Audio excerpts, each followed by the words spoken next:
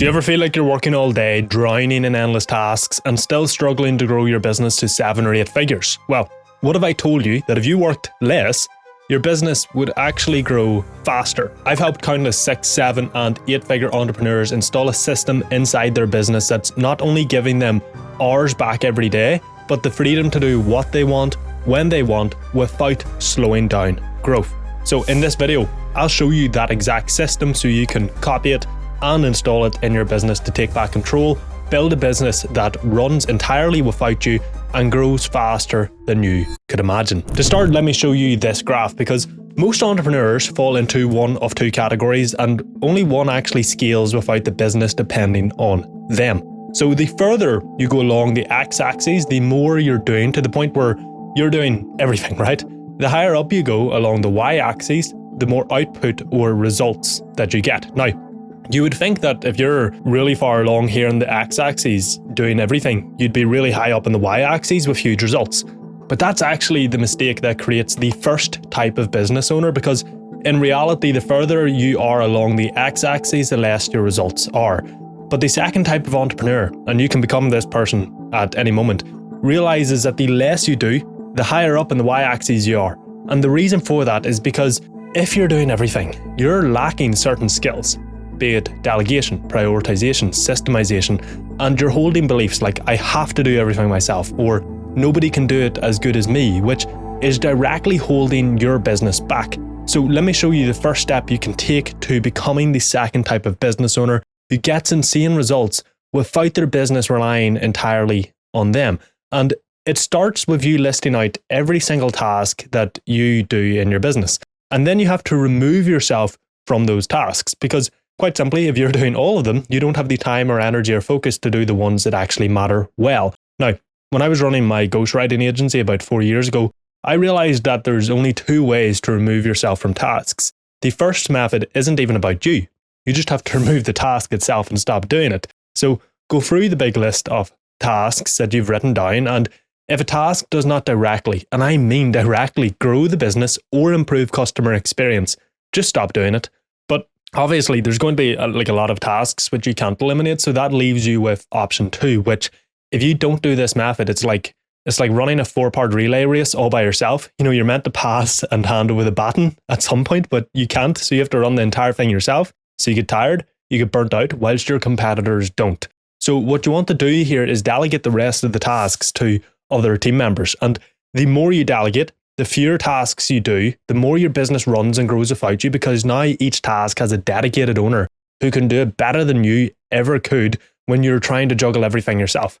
It's something I tell my clients at selfmastery.co all the time, links in the description by the way, is that if you have 12 tasks to do today and each task takes 1 hour, that's 12 hours of work. And so your only option to work less is to either stop doing some of the tasks or get other people to do them for you, okay? Because yes, you could really dial in your productivity and flow and focus and all this here, but 12 hours of work is still going to take you 12 hours of work, maybe 11 hours and 30 minutes if you're lucky. So the goal here is to delegate every task on that list that you've created. Now, you might not be able to delegate everything right away. That's fine. Just note it down and plan, future hires around it.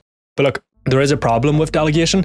If you mess it up, you actually just create another job for yourself where you're constantly redoing things, constantly answering questions, solving problems, and getting pissed off that nobody can do anything right but you. So let me show you how to delegate correctly so you can actually save yourself work instead of creating more work. And really it comes down to 2 things. The first is understanding that for delegation to work, you need SOPs. These are step-by-step instructions that make the task repeatable to a set standard and remove guesswork.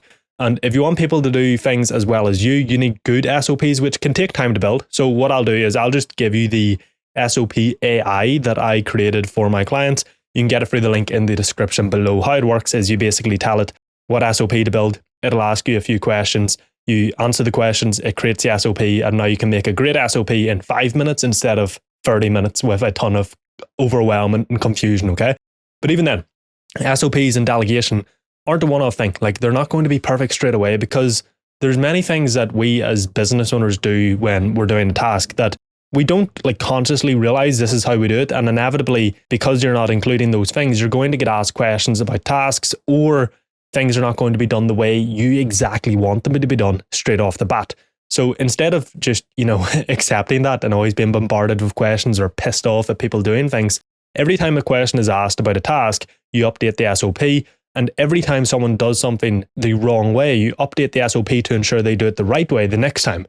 That way, the question is answered forever and the problem is solved forever. Now, the second method, however, for smooth delegation is essential, not only for employees doing the work, but for your peace of mind. You see, a major concern a lot of entrepreneurs have when delegating is that nobody can do it as well as me. Well, I'm here to tell you that that is bullshit. There are a ton of people out there who are 100 times better at whatever task than you. So you can either hire them and delegate to them, or you can make your current employees better. Now, to make a current employee better, you need to understand this loop that I'll show you on screen. When you delegate something, you can get data. Based on that data, you can review performance, give feedback, and improve and repeat. It is a feedback loop that allows for constant improvement. That way, people can do things as well as you, if not better. So what you want to do is track employee performance using scorecards. These are essentially a spreadsheet that the person fills in every single day. What you track obviously depends on the role. Maybe it's an input or a volume metric, like the number of outreach messages sent or something, right? Or maybe it's an output metric, like how many closes, or maybe it's both. It really depends on the role. And by the way, this spreadsheet keeps that person accountable because they can see, oh, I'm doing crap, I need to change. And then you can give them feedback based on the data, telling them how to improve, and then allowing their performance to actually improve over time, and therefore the business improves over time. Now, obviously, the tough thing about business is that not every employee is good enough for the level that you want to get to. So maybe some people won't improve. Obviously, you want to help them a lot, really give them clear direction, good training, and multiple chances. But if they're not improving with all of that, well, then you have to get rid of them and replace them. That's the tough nature of business, unfortunately, because you're not here running a bloody charity. So if someone isn't making you money with their performance, they're costing you money, which if that's across most, if not every employee, well, you won't have a business for much longer. So sometimes you have to make that decision. It's not easy, but it does have to be done. But with all of that, for all of this to work, there's still one thing you need to do. So let me show you it. Imagine your business is like a bridge. What do you do with a bridge? You stress test it, you see how much it can hold, how stable it is, and all the rest. Well, you need to do the same with your business, because as business owners, even when everything is delegated, we tend to hold up that bridge because our business is like our baby, right? And so we solve every problem and every fire without realizing we hold that bridge up as much as possible, which just trains your team to think that you'll do everything for them. And so they take no initiative, they come to you with every problem and so on. So what you need to do here is take a vacation, okay? I mean it. Go somewhere for at least 2 weeks with no email, no Slack, no nothing. Obviously, let your team know that you're doing this, but disappear. Now, if you followed all the steps so far, then you'll actually have very few problems, if any, but that's why we want to do this. We're stress testing the bridge, and if you don't disappear, you'll just keep holding up the bridge and you'll never know whether it can stand without you or not. So you want to disappear. See what fell apart or what problems appeared, and then you fix them, okay?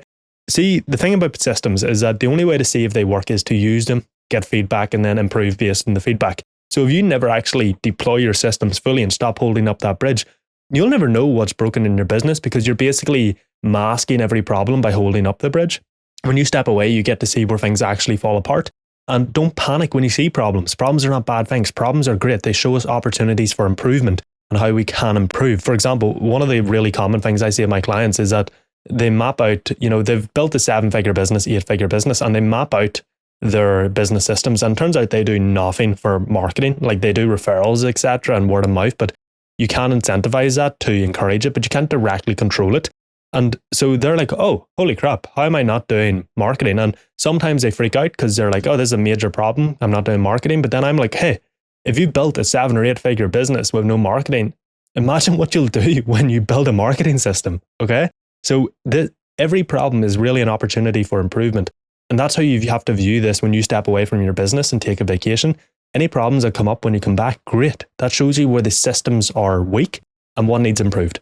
And once you do this, you can move across the graph to be the second type of business owner who does very few things but has an insane output and gets great results, which, by the way, doing few things, that doesn't necessarily mean you work 1 hour a day. You can if you want, but it just means that you're incredibly selective with what you do. It's not necessarily about how much you do, because now you can focus entirely on the projects, tasks, and opportunities that you enjoy, that grow the business, and that only the business owner can do, and you can do them for 4 hours a day, or less, or more, or maybe you exit with a 3 times higher valuation because your business doesn't rely on you anymore and you've removed key man risk. But for that, there is one system that you really need to prioritize in your business and remove yourself from. So click this video on screen now, and I'll show you how to build it.